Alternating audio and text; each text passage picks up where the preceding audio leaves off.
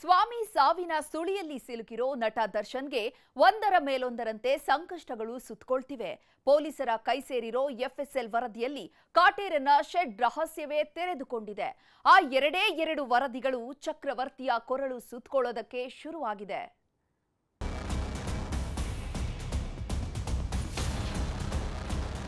ಒಂದು ಕಡೆ ಪೂಜೆ ಪುನಸ್ಕಾರ, ಇನ್ನೊಂದು ಕಡೆ ಕೋರ್ಟ್ ಕಟಕಟೆಯಲ್ಲಿ ವಿಚಾರಣೆ. ಸ್ವಾಮಿ ಸಾವಿನ ಸುಳಿಯಲ್ಲಿ ಸಿಲುಕಿರೋ ದರ್ಶನ್ ಅಕ್ಷರಶಃ ಹೈರಾಣಾಗಿ ಹೋಗಿದ್ದಾರೆ. ಕತ್ತಲೆ ಕೋಣೆಯಿಂದ ಅದ್ಯಾವಾಗ ಹೊರ ಬರ್ತೀನೋ ಅಂತ ನಿತ್ಯವೂ ಕಣ್ಣೀರು ಸುರಿಸ್ತಿದ್ದಾರೆ. ಹೊಟ್ಟೆ ತುಂಬಾ ಊಟ ಮಾಡಿ ಅದೆಷ್ಟು ದಿನ ಆಯ್ತು, ಕಣ್ತುಂಬಾ ನಿದ್ದೆ ಅನ್ನೋದೇ ಮರೆತು ಹೋಗಿದ್ಯೋ ಗೊತ್ತಿಲ್ಲ. ಆದ್ರೆ ದರ್ಶನ್ಗೆ ಮಾತ್ರ ಒಂದೇ ಒಂದು ಸಣ್ಣ ಸಿಹಿ ಸುದ್ದಿಯೂ ಸಿಕ್ತಿಲ್ಲ ಕಣ್ರಿ. ಜೂನ್ ತಿಂಗಳಲ್ಲಿ ಹೆಗಲೇರಿದ್ದ ಹೆಮ್ಮಾರಿ ಸದ್ಯಕ್ಕಂತೂ ಕೆಳಗಿಳಿಯೋ ಹಾಗೆ ಕಾಣ್ತಿಲ್ಲ ಬಿಡಿ. ದರ್ಶನ್ ಪವಿತ್ರಾಗೆ ಕಂಟಕವಾಯಿತು ಎಫ್ಎಸ್ಎಲ್ ಸಾಕ್ಷ್ಯ.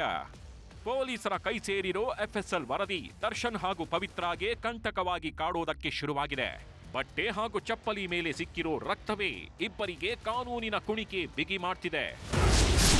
ದರ್ಶನ್ ವಿರುದ್ಧ ಸಿಕ್ಕ ಮೊದಲ ಎಫ್ಎಸ್ಎಲ್ ಸಾಕ್ಷ್ಯವೇ ಪಾದರಕ್ಷೆ. ಯಾಕಂದ್ರೆ ದರ್ಶನ್ರ ಪಾದರಕ್ಷೆ ಮೇಲಿದ್ದ ರಕ್ತದ ಕಲೆಯನ್ನ ಪರೀಕ್ಷೆಗೆ ಕಳುಹಿಸಲಾಗಿತ್ತು. ಅದರ ರಿಪೋರ್ಟ್ ಪೊಲೀಸರ ಕೈ ಸೇರಿತ್ತು. ಅದು ರೇಣುಕಾ ಸ್ವಾಮಿಯದ್ದೇ ಅನ್ನೋದನ್ನ ವರದಿಯಲ್ಲಿ ಉಲ್ಲೇಖ ಮಾಡಿದ್ದಾರೆ. ಇನ್ನು ದರ್ಶನ್ಗೆ ಕಂಟಕವಾಗಿ ಕಾಡ್ತಿರೋ ಎರಡನೇ ಸಾಕ್ಷ್ಯ ಏನು ಅನ್ನೋದನ್ನ ನೋಡುವುದಾದ್ರೆ, ದರ್ಶನ್ ಬಟ್ಟೆ ಮೇಲಿದ್ದ ರಕ್ತದ ಕಲೆಯು ಎಫ್ಎಸ್ಎಲ್ ವರದಿಯಲ್ಲಿ ಮ್ಯಾಚ್ ಆಗಿದೆ. ರೇಣುಕಾ ಸ್ವಾಮಿ ರಕ್ತಕ್ಕೂ ದರ್ಶನ್ ಬಟ್ಟೆ ಮೇಲಿರೋ ರಕ್ತಕ್ಕೂ ಹೊಂದಾಣಿಕೆಯಾಗ್ತಿದ್ಯಂತೆ. ಹೀಗಾಗಿಯೇ ಈ ಎರಡೂ ಸಾಕ್ಷ್ಯಗಳು ದರ್ಶನ್ಗೆ ದೊಡ್ಡ ಕಂಟಕವಾಗಿ ಕಾಡೋ ಸಾಧ್ಯತೆ ಇದೆ. ಪವಿತ್ರ ಗೌಡಗೂ ಸಹ ಸ್ವಾಮಿ ಸಾವು ಉರುಳಾಗಿ ಕಾಡೋದಕ್ಕೆ ಶುರುವಾಗಿದೆ.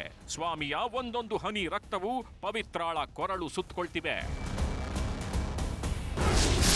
ಪೊಲೀಸರ ತನಿಖೆ ವೇಳೆ ಪವಿತ್ರ ಪಾದರಕ್ಷೆಗಳ ಮೇಲಿದ್ದ ರಕ್ತದ ಕಲೆಗಳು ಪತ್ತೆಯಾಗಿದ್ದವು. ಹೀಗಾಗಿ ಪಾದರಕ್ಷೆಗಳನ್ನ ಎಫ್ಎಸ್ಎಲ್ಗೆ ರವಾನಿಸಲಾಗಿತ್ತು.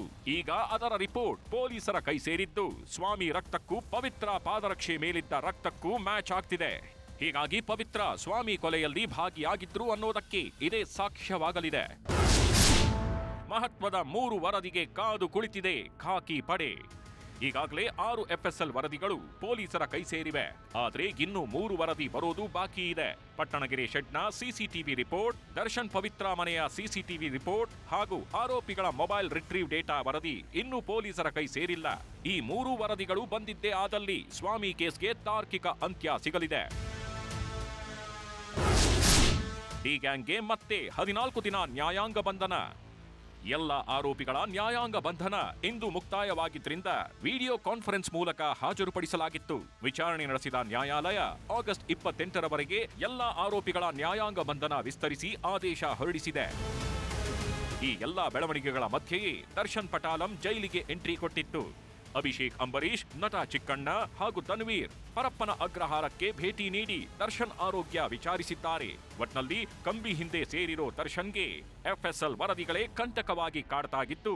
ಮುಂದೇನಾಗುತ್ತೋ ಕಾದು ನೋಡಬೇಕು. Bureau report, news 18.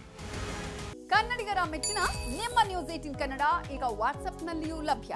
ಕರ್ನಾಟಕ ಮತ್ತು ದೇಶ ವಿದೇಶದ 360 ಡಿಗ್ರಿ ಸುದ್ದಿ ವಿವರವನ್ನ ನೀವು ನಿಮ್ಮ ಕೈ ಬೆರಳುಗಳಲ್ಲಿಯೇ ಪಡೆಯೋದಿಕ್ಕೆ ಈ QR ಕೋಡ್ ಅನ್ನು ಸ್ಕ್ಯಾನ್ ಮಾಡಿ. ನಮ್ಮ ಚಾನೆಲ್ ಅನ್ನು ಫಾಲೋ ಮಾಡಿ, ನೋಟಿಫಿಕೇಶನ್ ಆನ್ ಮಾಡಿ.